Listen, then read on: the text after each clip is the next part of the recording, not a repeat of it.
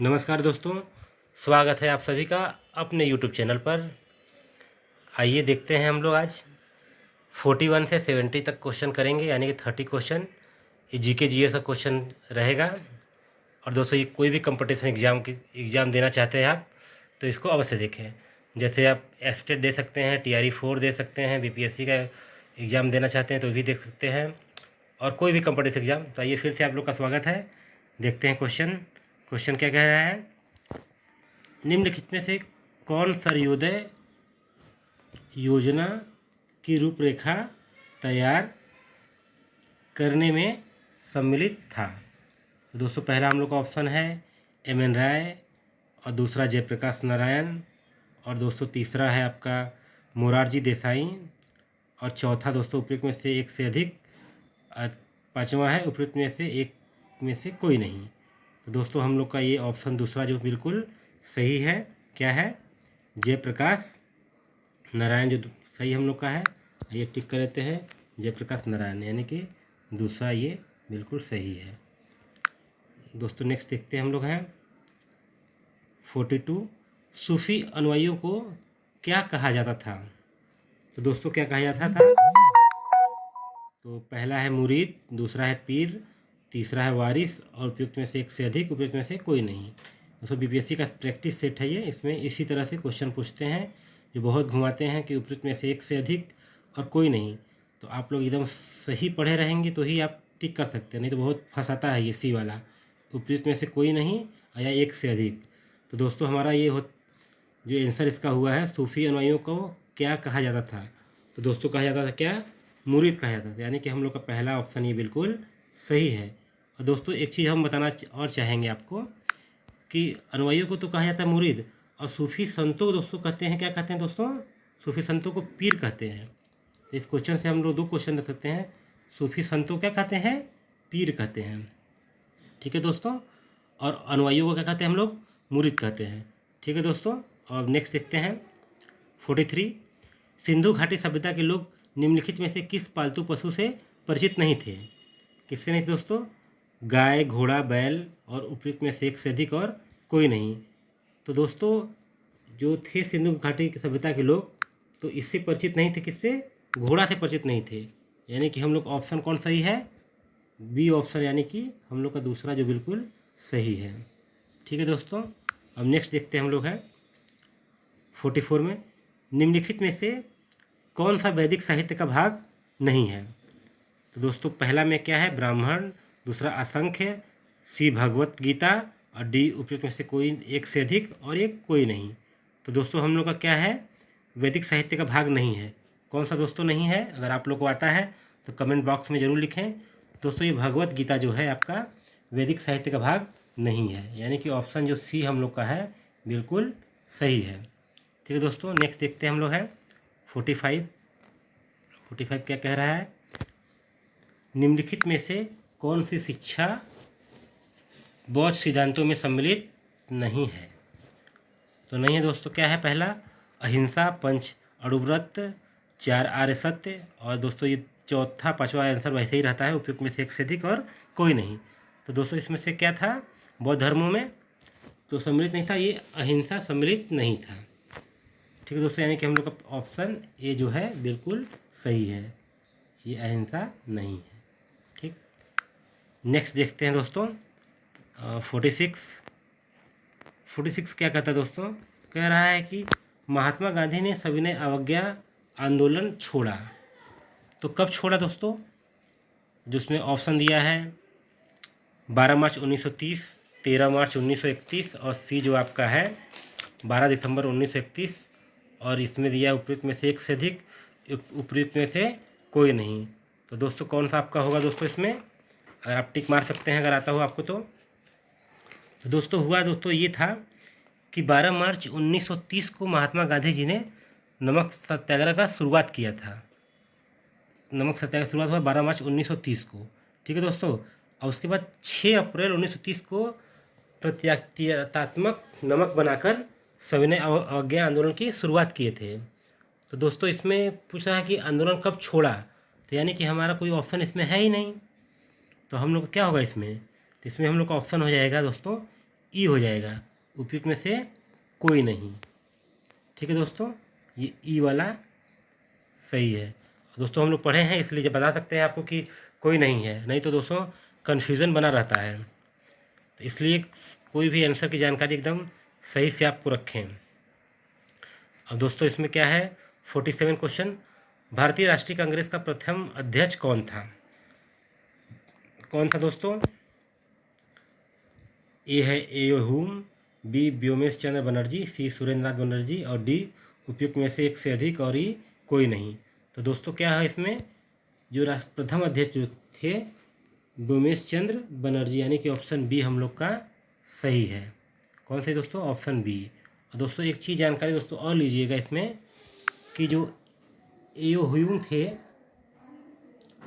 वो क्या थे, भारतीय राष्ट्रीय कांग्रेस के जो संस्थापक थे वो थे कौन? एओ ह्यूम। और जो प्रथम अध्यक्ष की बात रहेगा तो कौन दोस्तों होंगे? व्योमेश चंद्र बनर्जी। ठीक है दोस्तों, अब नेक्स्ट देखते हैं उसके बाद हम लोग। दोस्तों क्वेश्चन कह रहा है, मुगल प्रशासन के दौरान सेना के मुखिया को किस नाम से जाना जाता था? तो ऑप्शन ए फौजदार, और बी है दीवान, सी है मीर बख्शी और दोस्तों वही हम लोग का है उपयुक्त में से एक से अधिक और कोई नहीं। तो दोस्तों हम लोग जानते हैं कि आपको जो सेना के दीवान होते हैं उनको हम लोग क्या कहते हैं? मीर बख्शी, यानी कि ऑप्शन हम लोग का सी जो है बिल्कुल सही है। नेक्स्ट देखते हैं दोस्तों, क्वेश्चन कह रहा है, औरंगजेब के समय दक्षिण भारत में नियुक्त मुगल गवर्नर शाइस्त खां पर किस स्थान पर शिवाजी ने रात में आक्रमण किया था? तो दोस्तों ऑप्शन ए है राजगढ़, बी है पार, सी है पूना और वही दोस्तों हम लोग का डी उपयुक्त में से एक से अधिक और कोई नहीं। तो दोस्तों कौन सा इसमें हम लोग का था?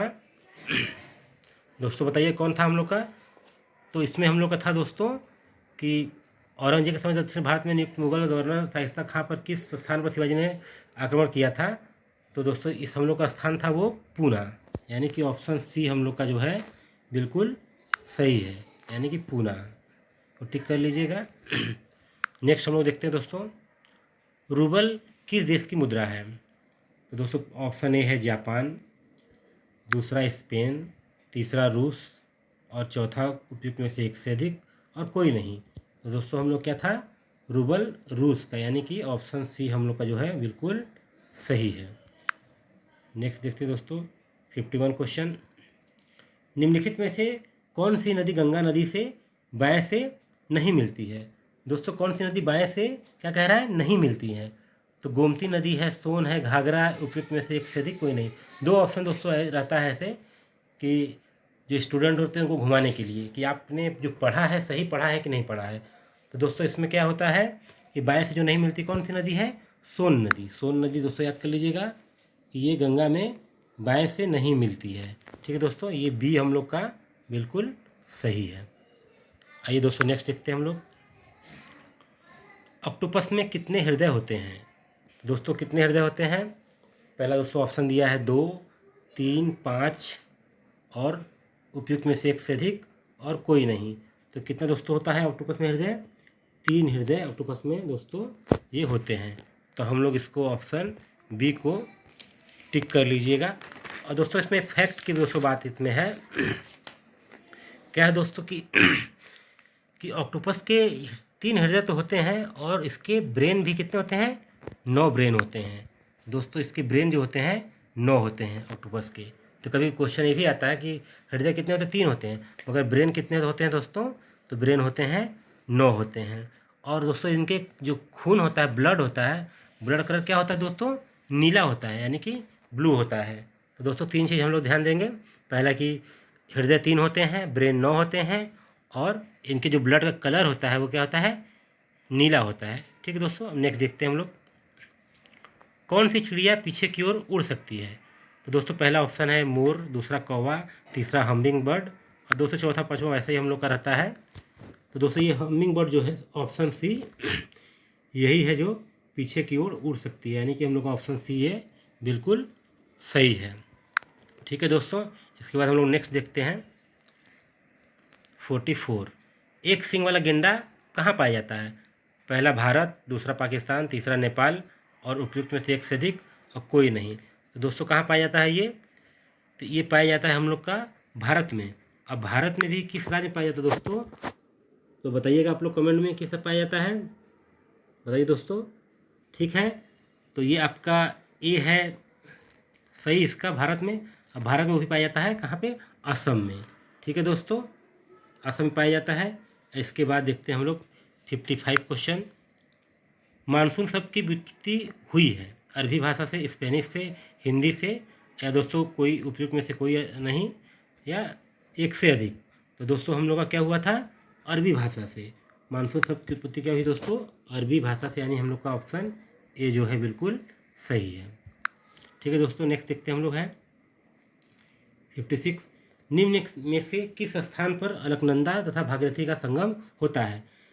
ए है विष्णुप्रयाग, दूसरा है कर्णप्रयाग, तीसरा देवप्रयाग, चौथा उपयुक्त में से एक से अधिक और कोई नहीं। तो दोस्तों कहाँ पे होता है? देवप्रयाग, यानी कि ऑप्शन हम लोग का जो सी है बिल्कुल सही है। टिक कर लीजिएगा और इसको आप नोट भी करिएगा। ये क्वेश्चन प्रैक्टिस सेट का है, क्वेश्चन के आया भी है। 57 देखिएगा, रेगुर मिट्टी का दूसरा नाम क्या है? तो रेगुर मिट्टी का दूसरा नाम क्या है दोस्तों?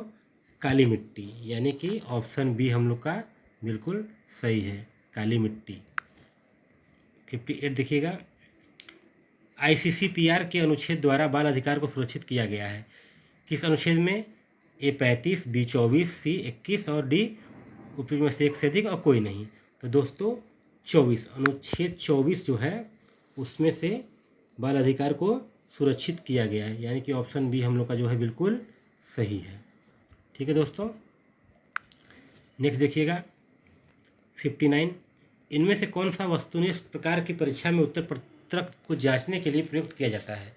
तो दोस्तों क्या किया जाता है? MICR, OMR, OCR। दोस्तों जानते हैं हम क्या होता है? OMR। जो आप लोग एग्ज़ाम देते हैं तो एक सीट मिलता है, वो क्या कहते हैं? OMR, यानी कि हम लोग का ऑप्शन बी जो वस्तुनिष्ठ के लिए आता है, क्या आता है? OMR। नेक्स्ट दोस्तों देखिएगा, भारतीय संसद की लोक लेखा समिति के अध्यक्ष को कौन मनोनीत करता है? पहला दोस्तों लोकसभा का अध्यक्ष, दूसरा है दोस्तों प्रधानमंत्री, तीसरा राष्ट्रपति और ये उपयुक्त में से एक से अधिक और कोई नहीं। तो भारतीय संसद लोक लेखा समिति के अध्यक्ष को कौन मनोनीत करता है?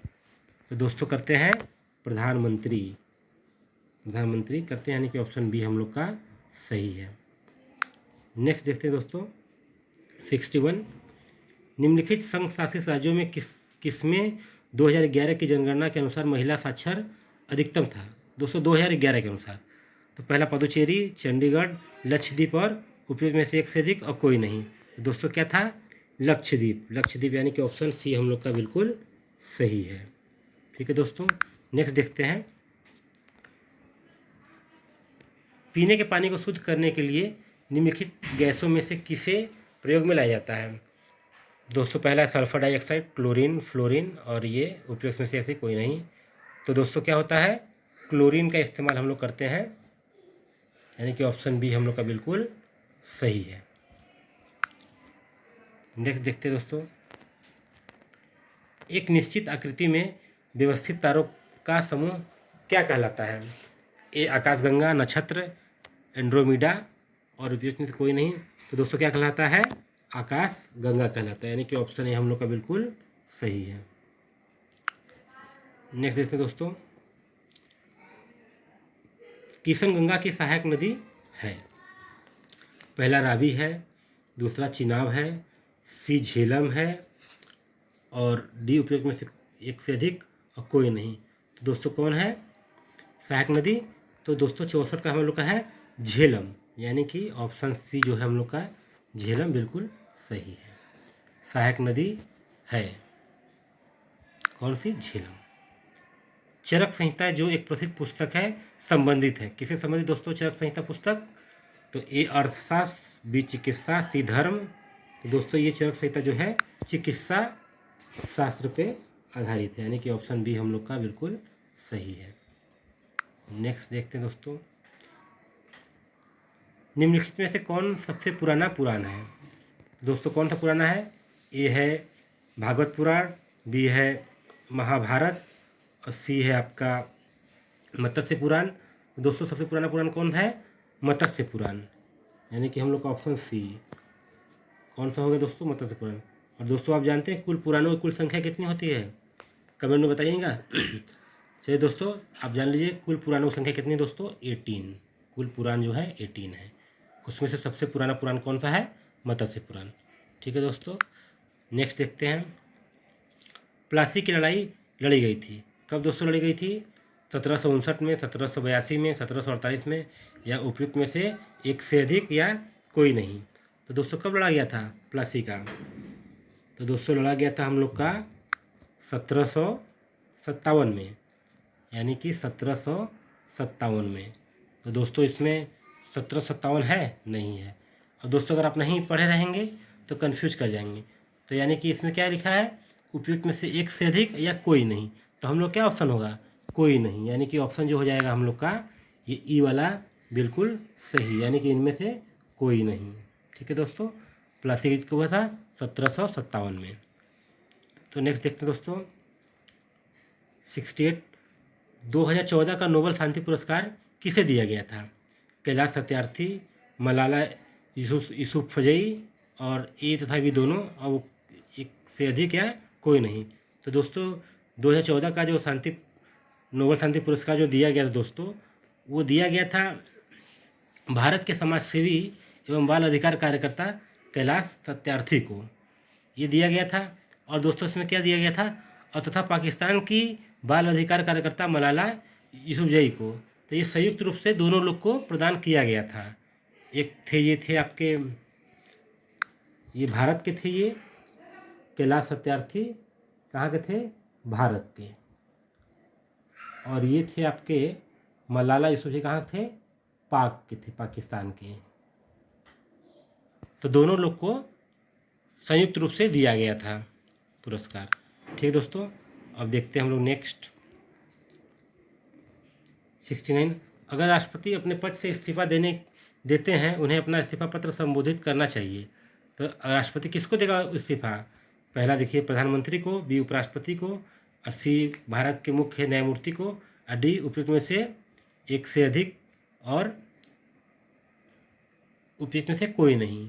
तो दोस्तों देंगे किसको, देंगे उपराष्ट्रपति को। अगर राष्ट्रपति करेगा इस्तीफा देगा तो किसको देगा, उपराष्ट्रपति को देगा, यानी कि ऑप्शन बी हम लोग का जो बिल्कुल सही है। और दोस्तों हम लोग का लास्ट क्वेश्चन देखिएगा 70, और ये लास्ट क्वेश्चन है, लोकसभा अध्यक्ष अपना इस्तीफा किसे संबोधित करता है। तो लोकसभा किससे संबोधित करेगा, प्रधानमंत्री को, राष्ट्रपति को और लोकसभा के उपाध्यक्ष को। तो लोकसभा का जो अध्यक्ष होता है वो किसको देगा दोस्तों, लोकसभा के उपाध्यक्ष को अपना इस्तीफा सौंपेगा, यानी कि ऑप्शन सी हम लोग का जो बिल्कुल सही है। ठीक है दोस्तों, इसी के साथ हम लोग का दोस्तों ये वीडियो समाप्त होता है।